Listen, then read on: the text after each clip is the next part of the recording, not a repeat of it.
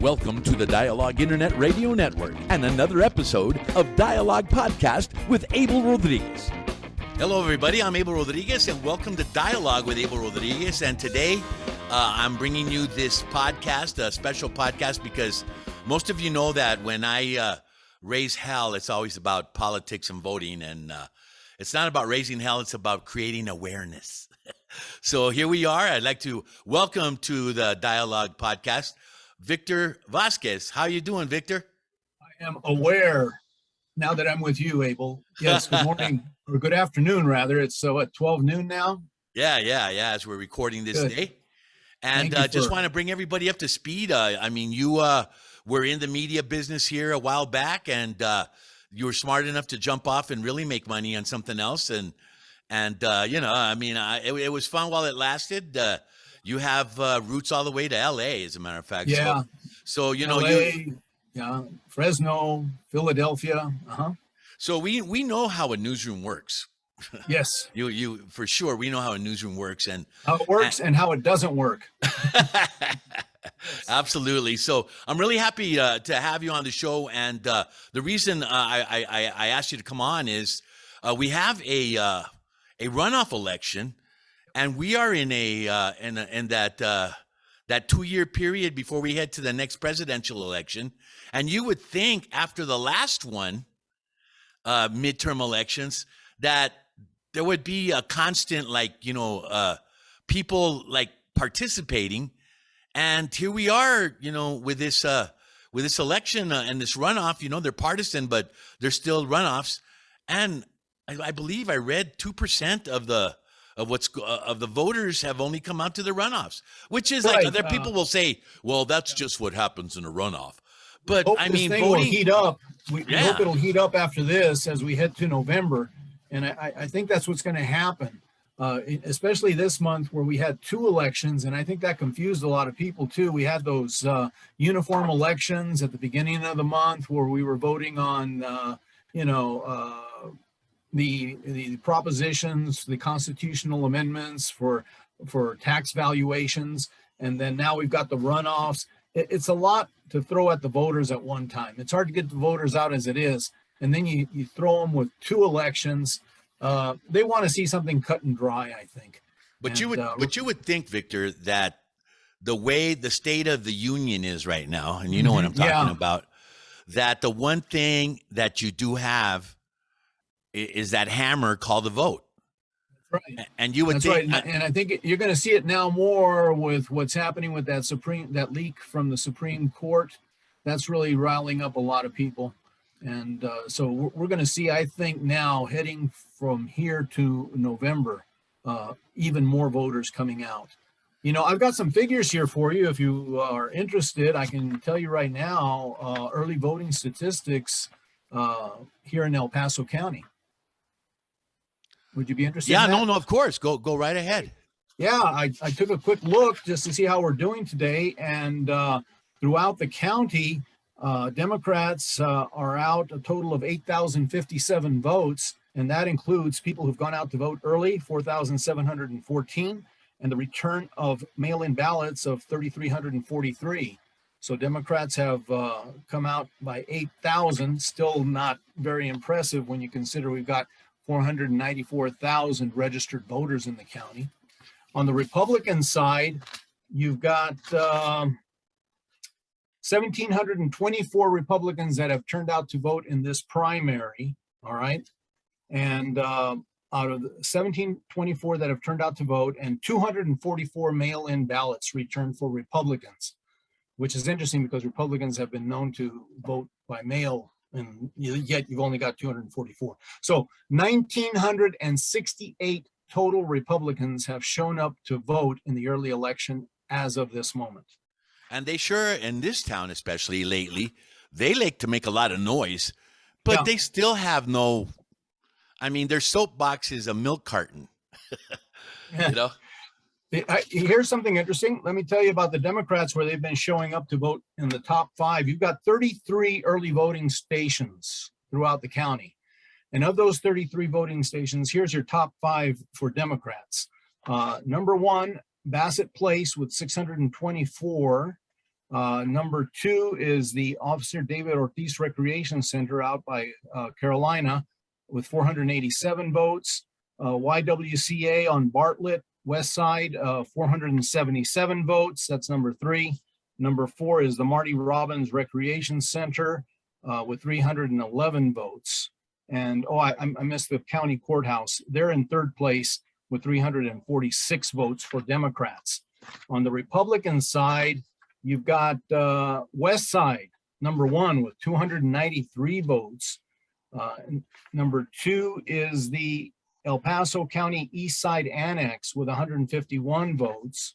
Number 3 is the Sunland Park Mall with 121 votes. And we've got a tie for 4th place for Republicans.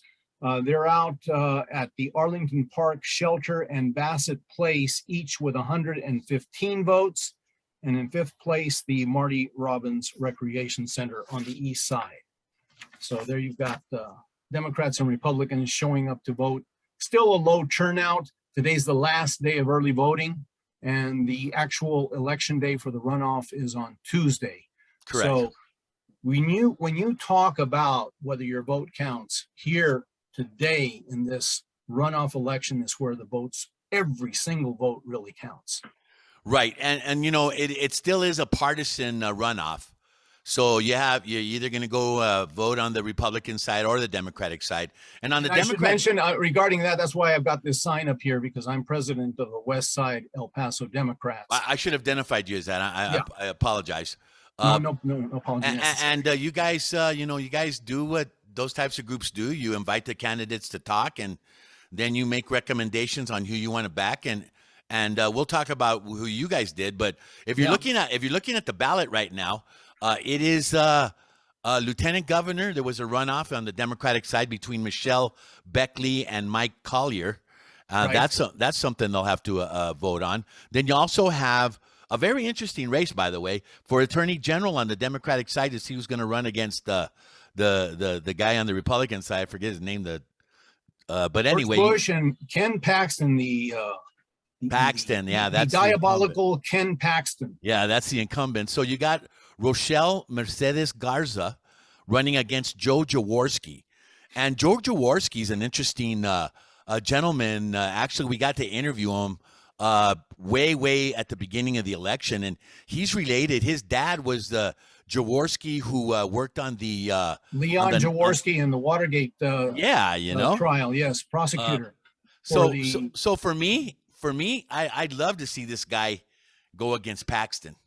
I think it would be a great, interesting race. But I think that in November, I think that there's an opportunity to change some things out, because even on the Republican side, I think some Republicans are fed up with Paxton and with Abbott. I certainly hope so. Paxton seems to be getting away with so much in terms of how he's been able to slide at the courts. Another Teflon Republican in terms of the law. Do as I say, not as I do. And so I think obviously it's time for Paxton to go. Yeah, I agree with you 100%. Now, Comptroller of Public Accounts on the Democratic side, it's Angel Luis Vega against Janet T. Dubbing. Right. All right, Dubbing, yes, correct. And then you have Commissioner of the General Land Office. There, and that runoff, you got Jay Kleiberg versus Sandra Grace Martinez. And the reason I'm reading all these is because they're on the ballot on the Democratic side, and you're going to have to decide who to vote for. So you got to know that they're on the ballot when you walk in on Tuesday, if you're going to do that, or still early vote as of today, as we're recording this on a Friday.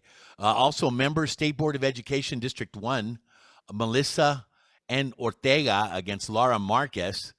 And then you have District Judge, Judicial District 327. And that's an interesting one. It's got Chris Daniel Anchondo of the Anchondo family, who's always been involved in politics in this county. And then you got Monique Velarde Reyes running in that one. Right. Also you have Judge County Court at Law number 3. And you got Monica Lupita Perez against Melissa Baeza. And then you also have Commissioner Court Precinct 2, Judy Gutierrez against David Stout. County Commissioner Precinct 4 is Carl Robinson against Sergio Coronado, which is interesting race to say the least in that one. And then you also have Justice of the Peace Precinct number 5, Lucy Nájera against John Chapman. And John, it's interesting because this is a Justice of the Peace court, okay? And yet it's very competitive, and they always try to go after Judge John Chapman. And I mean, it's a crazy thing in that Lower Valley Precinct number 5. I know him personally, and he sent me pictures right away of people defacing his signs for Justice of the Peace. Wow. Yeah. Sounds like a dirty race out there, but I've heard a lot of mudslinging out there. And Chapman is really running hard to hang on to his seat. He's been reelected. The question is, can he do it again? I think this may be his third time that he's trying to get reelected, or right. Second time. What people don't realize is he's very well known in the Lower Valley. Mm-hmm. He's more known as Coach Chapman.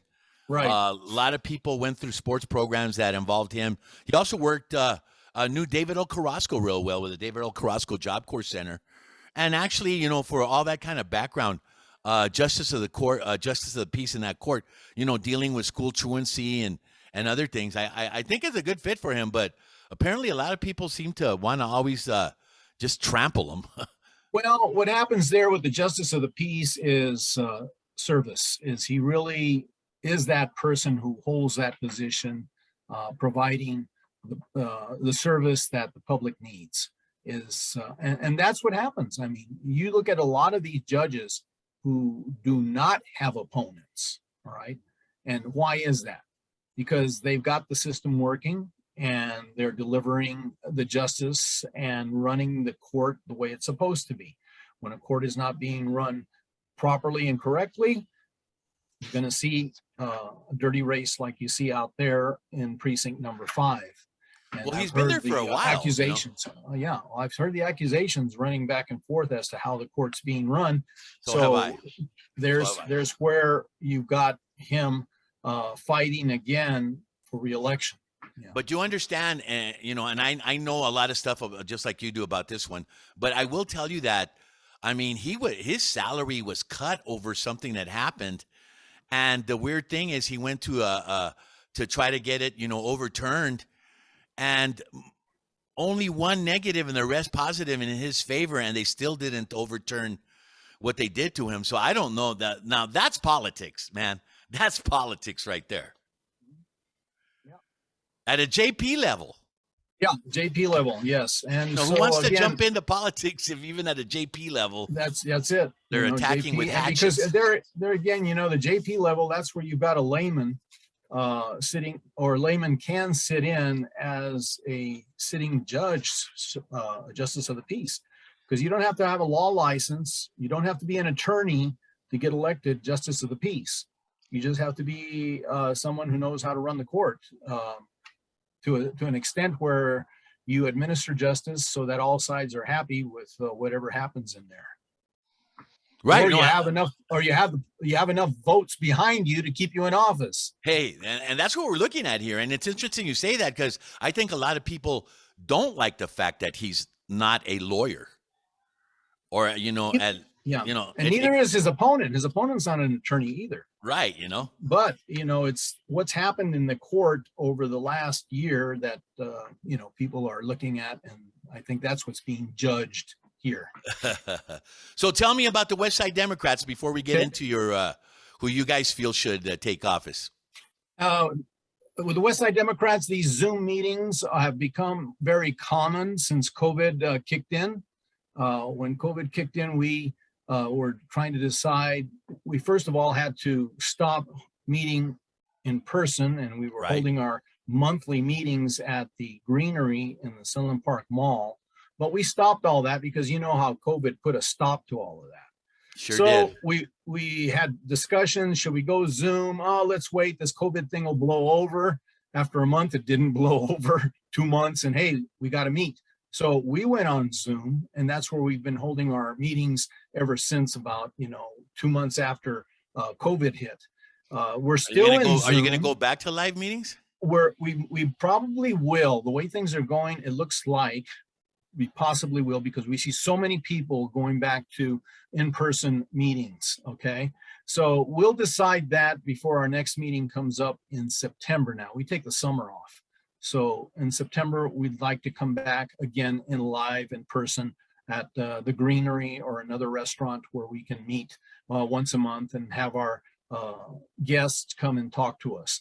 In the meantime, all our meetings have taken place on Zoom, and at the same time, we've continued to hold our candidate forums and endorsements through Zoom with mail-ins.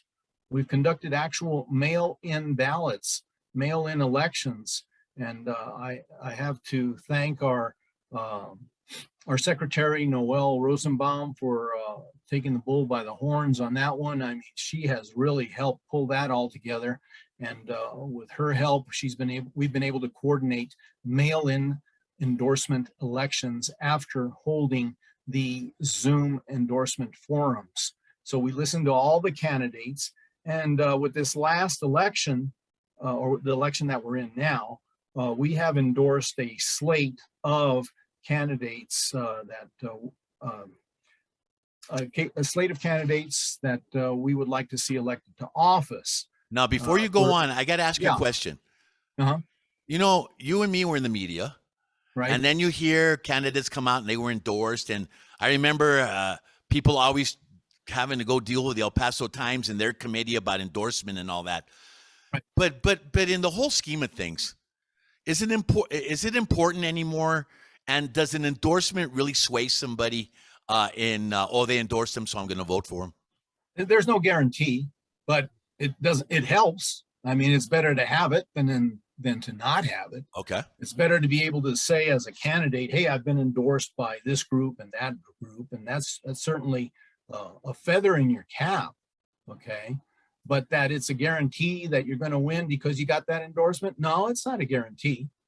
At the same time, it's very important because it at least gets the candidate's name out there. And before the candidate's name gets out there as an endorsement, there was the opportunity for both candidates to meet on the same platform in a forum, to be able to talk to the people, introduce themselves, and discuss the issues, okay? And that right there is important. We've got a slate of endorsed candidates. That doesn't mean, though, that they received 100% of the vote.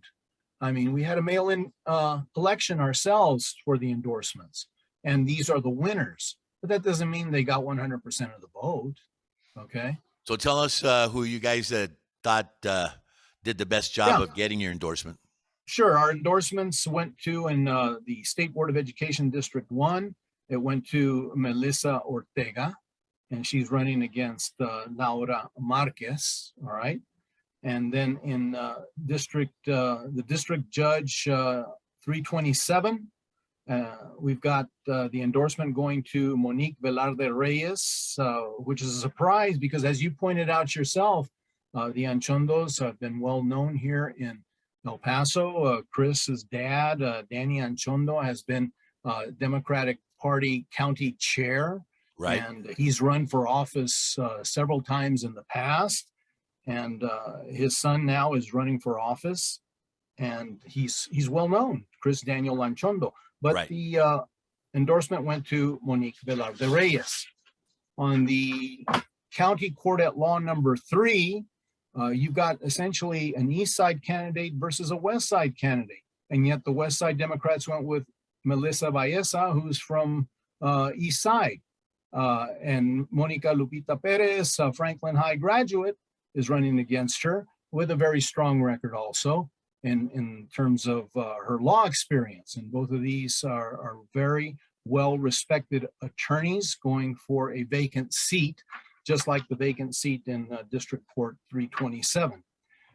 Commissioner Precinct 2, David Stout, he's struggling to get reelected. And he got the endorsement of West Side Democrats over Judy Gutierrez. And of course, as you know, the big issue here seems to be law enforcement. She's running around town saying that she's got the endorsement of the sheriff and the fire department. But David Stout, he's saying, hey, I don't know what the heck's going on there. He's He has not voted against the police or the sheriffs. Actually, the sheriffs, because the sheriffs are the ones that are under the county jurisdiction, not the police department. Now, this is one race, okay, that I've been paying attention to because I am in District 2. Right. And I got to tell you, I don't know what's up with Judy Gutierrez, because before this, she ran against Anello. Right. Unsuccessfully. And she sounds like she just doesn't have any other job skills. Well, but I say, been there looking for work. I say that sarcastically, okay? But the thing is that, for someone that's never really run, there's money being thrown into this race from all kinds of places, because a lot of people want Stout out. And, I know Stout from the newsroom because he was at Channel 26 before he got into politics. So I knew him pretty well. And, I mean, he thinks things out. He's really looks at issues and all that kind of stuff. One of the things that I think might be hurting him a little bit is that this whole revitalization of Escarate Park and bringing in certain people and talking about how what can they do there to make it more glamorous or whatever they're trying to do. All right, which is fine. I agree with you. But the problem is that when you have other influences. It got into a big thing about that they wanted to change the name of Escarate Park, and that got blown out of proportion, and all this craziness, But Judy Gutierrez has attacked him personally about that he went and got his tax appraisal lowered because he sits on the tax appraisal board. I'm sorry, but that smells to the whole high heaven about if you don't got a plank to stand on, then you attack someone personally.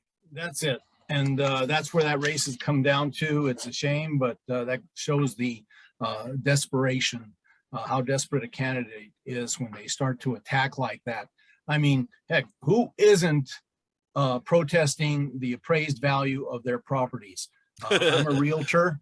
And I've got people calling me left and right looking for evaluations of their homes. Me, myself, I'm going to be going in tomorrow. I've got an appointment on a Saturday. Can you believe it? Wow. With the Central Appraisal District.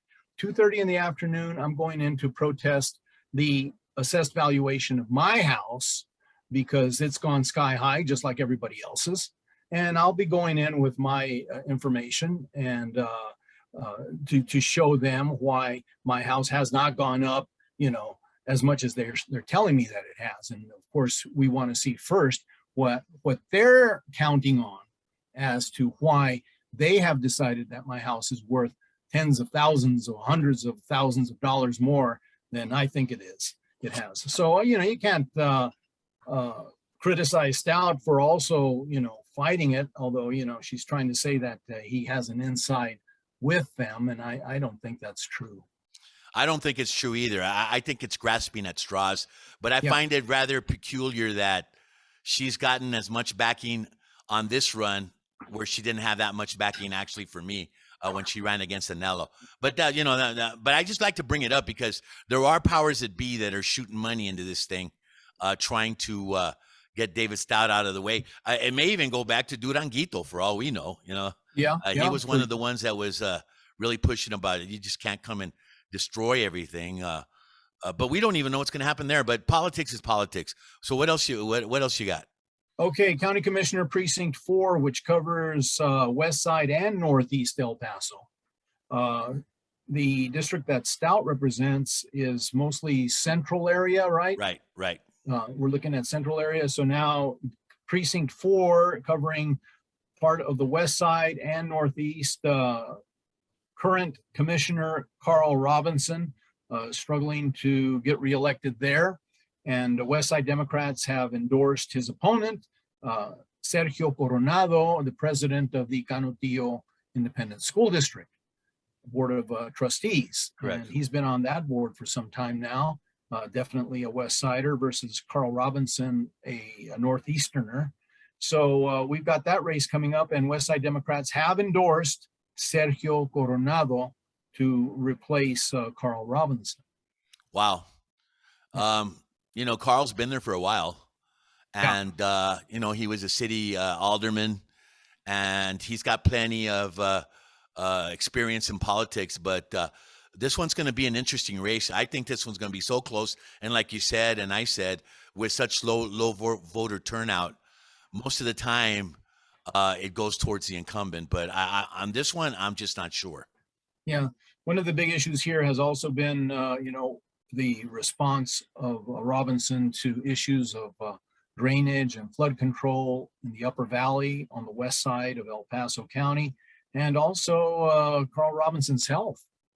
Yeah. There have been a lot of questions about whether or not, he's healthy enough to continue another term.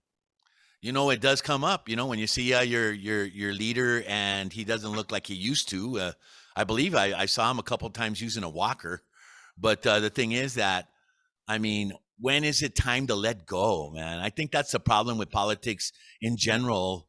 Why do you want to hang on, other than the salary's pretty damn good on the commissioner's side? That's probably why. You hang on to that instead of trying to help things develop. And we'll see what happens on that one. What else you got? And that's it for the runoffs. Right. As far as our endorsements are concerned, because we stuck to local issues and wanted to make sure that all, as many people as possible were informed about the candidates that were running for office, that are running for office. We held our Zoom meetings so that anyone who was interested, because our Zoom meetings were wide open for anyone to attend, and so that they could listen to the candidates and get to know them. However, our voting was limited to the actual paid members of the WestSide Democrats. Well, that's the way it should be, right? If you're going to belong to a club, this is a political club, but it's still, they have their dues and their membership, and I agree with that 100%. Rotary's the same, it's a good deal. So let's talk a little bit about local politics before we'll talk about some national politics.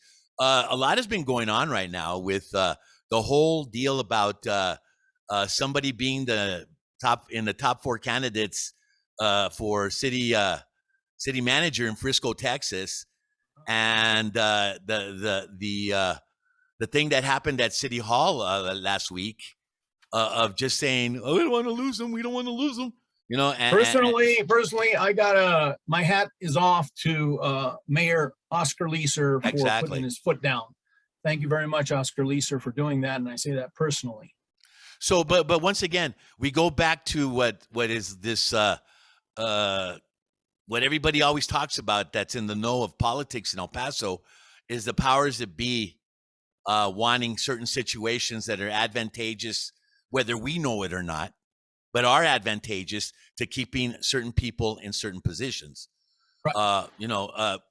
The one thing that tripped me out was how fast they voted to give them that extension.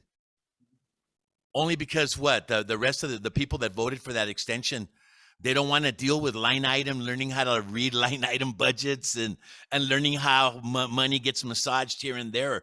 They're so used to Tommy doing the work that they were like, well, if he goes, we got to do all this work. Yeah. And it's unfortunate, but this is what people have to look at when they elect their candidates to office, because it's not just a matter of electing a popular person. It's also a matter of electing a person who's qualified, a person who knows how to look at the numbers and hopefully make a fair decision on them and not just a politically motivated decision. And in the case of Tommy Gonzalez, it seems like he's been given carte blanche to go ahead as city manager and to actually become the mayor himself. And I think that's something that Oscar Leeser came down on. He vetoed the pay increase for him. Believe it or not, I think I'm going to go to City Hall on Monday. It's going to be an interesting meeting, Yeah, to see whether or not he gets overruled, right? Right, and they're already working on that. Oh yeah, they're hard at work on that. That's going to be interesting to see if the city council will overrule the mayor's veto of Tommy Gonzalez's pay increase. Now, I can understand. People always say you got to pay top dollar for top-notch people. He's already getting top dollar. No, I understand that, but that's the attitude they take about we have to keep the good stuff and all that stuff. But here's a guy, okay, who we're paying this money to, who flies to Dallas like every week, and you know it's nothing new that people have heard that his better half is not enjoying her stay here, and you know all that, and yet they still upped them another 2 years. I along with you, I'm glad that Mayor Oscar Leeser needed to look at that, because come on, man, how can you just give someone another 2 years without looking at the whole picture? Yeah, no, it's time to reevaluate that situation. I'm sure that if he needs to leave, well, good luck to him. So long. You made your money. I think everything's been well for you. I mean, to make that kind of money in El Paso, $440,000 a year, that's damn good money, And to live in El Paso on that, you can live pretty high on the hog, I think. Well, let me ask you a And question. I think that's where he is. And Yep. if that's not high enough for him and he needs to find a higher location, well, then fine. Okay, so this was his stepping stone. Next. That's Yeah, it. I agree with you. But let's talk about city manager stuff. You and me are all over the city. We go do business everywhere. We drive everywhere. The city streets are atrocious. I mean, they Well, are I can bad. talk to you. Yeah, that's one thing. I can talk to you from the perspective of the Civil Service Commission, because I am a member of the Civil Service Commission. Okay. Right? And I've seen power grabs within the Civil Service Commission, whereas we were supposed to be notified and consulted on the hiring of the hearing officers for the Civil Service Commission. In the recent hiring, we were not consulted. And why? Because city manager and city attorney came in and grabbed that, and they're trying to take that power away from us. And so they're on that point right there, I'm not happy. All right. Well, then I'll tell you what I'm not happy about: having the Mexican American Cultural Center shoved into the downtown library.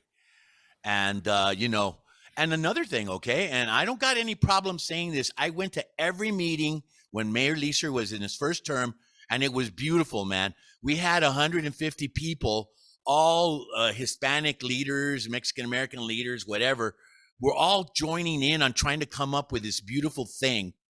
And then it didn't happen, okay?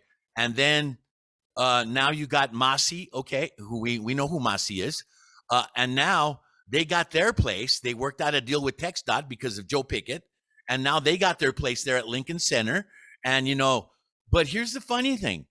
They were fighting Museums and Cultural Affair like crazy over the Mexican American Cultural Center. And now they're good buddies. They have their Facebook page, and anytime the Mexican American Cultural Center downtown puts something up about culture in El Paso, they're sharing it. So somebody's in the bed. Somebody's in bed with somebody now. And yet, what's going to happen? We did not get a standalone when a $2.5 million children's museum is already in the process of being put up. And that was part of the bond election. And us, we are sitting here again, and it's been splintered. Sure, they're going to stick that thing into the downtown library. They'll probably have some great, stuff that they put out. I won't take that away from them. But right away they talked about mariachis, food, and whatever. When that's, you're a media guy. One of the things that I can't believe is not happening is a historical archive of older people that did great things, and some of them are already gone. And where could you place that where little kids could go and know different things, like Rudy Tellez from El Paso, executive director of the Tonight Show with Johnny Carson. Does anybody know that? Should little kids know about that? Yeah, they should. And that's the type of thing that belongs in the museum. And I think what's going to happen is if and when they finally do make it part of the downtown library, I think the thing's going to take off so much that it's going to take over the downtown library. We'll be talking about this in 5 years from now, about how downtown library has to move out of there because the Mexican American cultural center has just gotten so big they've had to take over it. Well, I hope something happens. I don't know what's going to happen with Masi over at the Lincoln Center. It's a nice building. It's still really nice in there. They have a little auditorium in there. As a matter of fact, I got one of the tours before anyone was let in there and was really amazed how the city said because of asbestos, everybody had to leave and leave all their stuff there. It looked like a movie set.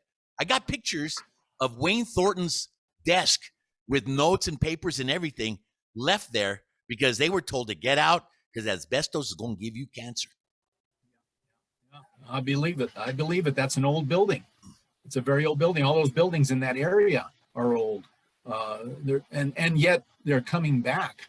Have you gone down there and just around the corner from the Masi Center there, which used to be the Lincoln Park Community Center, right? And right around the corner from there, there are old warehouses that have been are being converted now and have been converted into night spots. Old Sheepdog Brewery. There you go.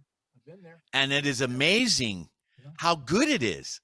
Those guys, you know, it's one thing to say you can brew beer, but when you start brewing like pumpkin flavored beer for Thanksgiving. That property that they're in, I had that listed as a foreclosure for a bank.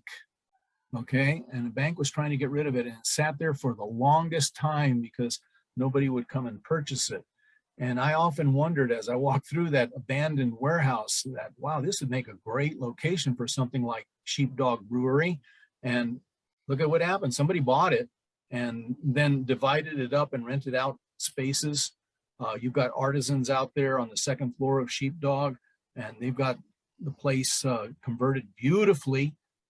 They got rid of whatever environmental hazards they had there, apparently. Right. And they're revitalizing that neighborhood. Right. And it's terrific. And then all you got to do is go to Alameda, and you got that old motel now that turned into a big artisan place, right there under the overpass. Right.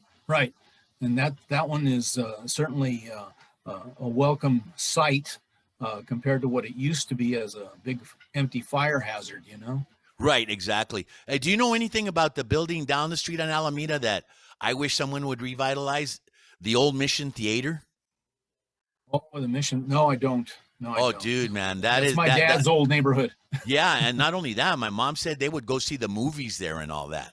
And that whole Texas into Alameda area now is turning into an artsy fartsy anyway, you know, and all the things that are going on. They're having a Cumbia Fest on Texas at 501 Texas with Boogaloo.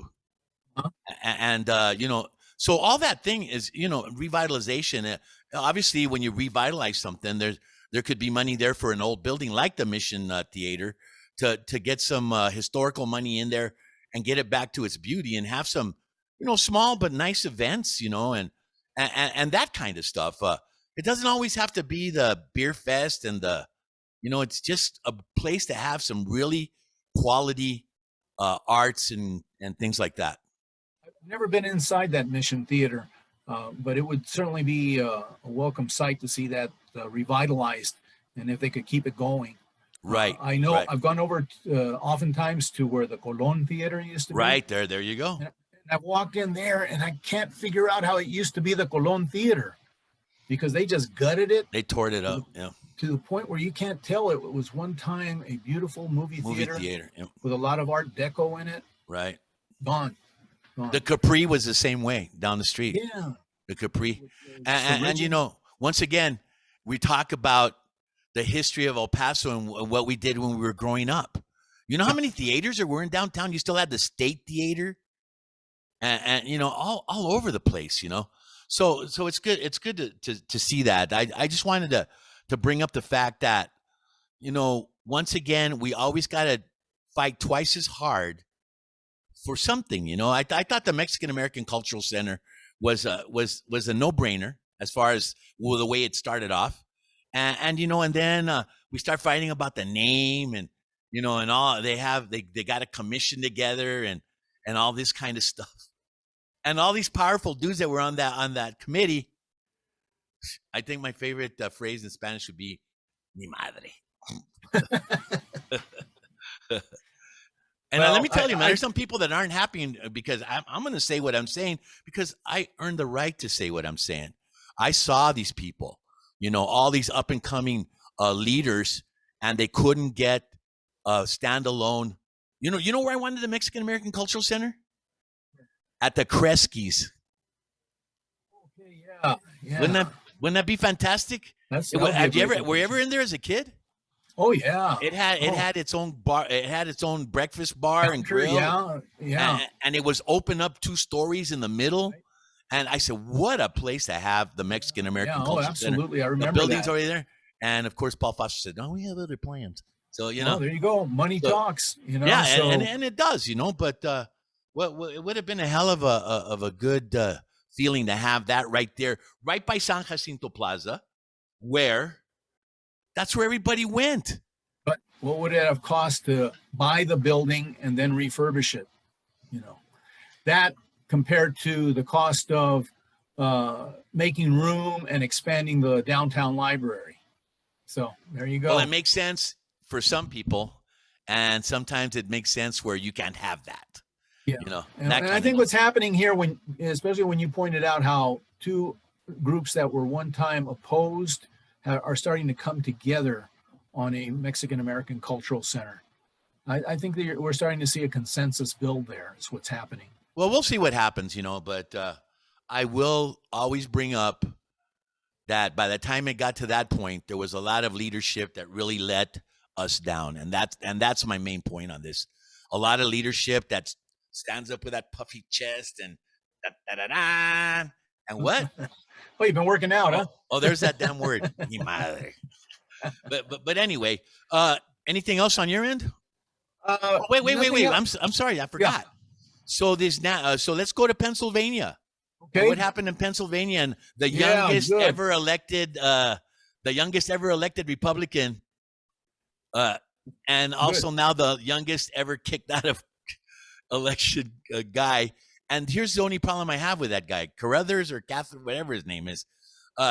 He comes out and after everything's over, he starts saying that it's time for the dark MAGA to come into play. And I was like, what the hell does that mean? Oh, for them to come into play. Yeah. In other words, there's something worse than MAGA? Oh God. Dark MAGA? Oh no, that's not good. Yeah, America's kind of weird right now.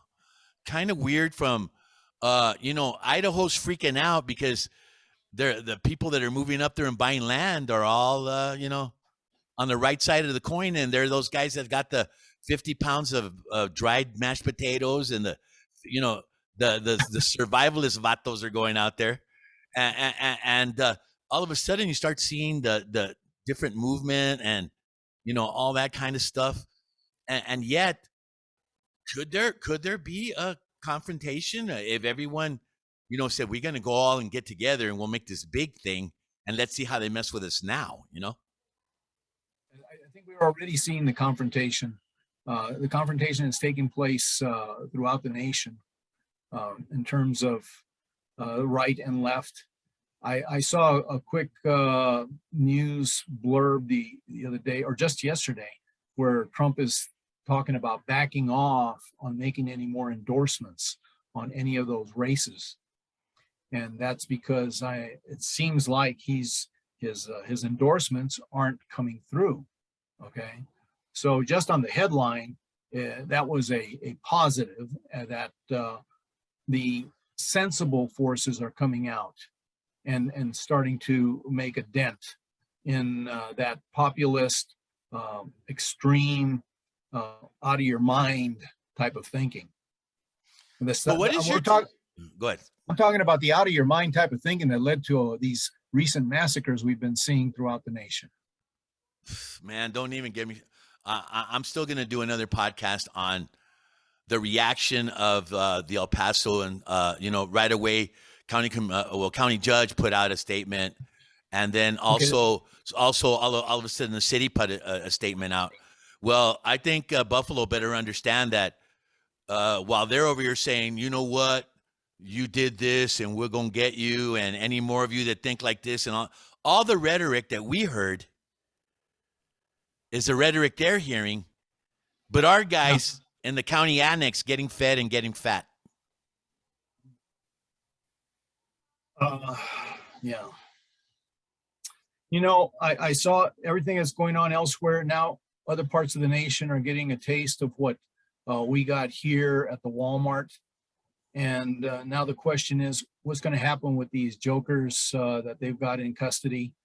You know, I want to see justice served there. And let me just go off on this tangent, okay?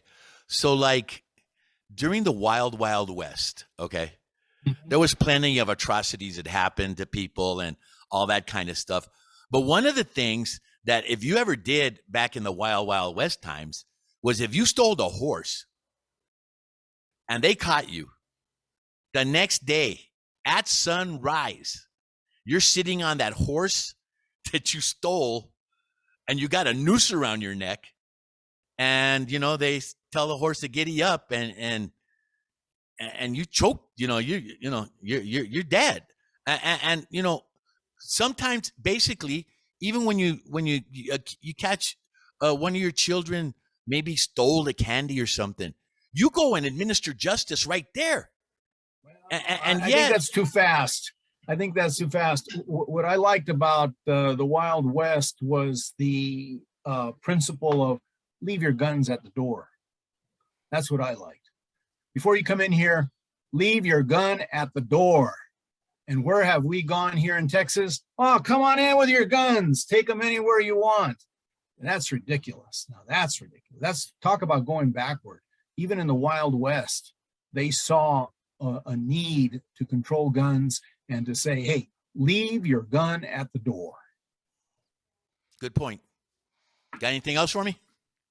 Not at this moment. I'm glad you had this opportunity for us to get together. It's been a while since I've been able to sit down and talk to you. Right. And it's always a pleasure.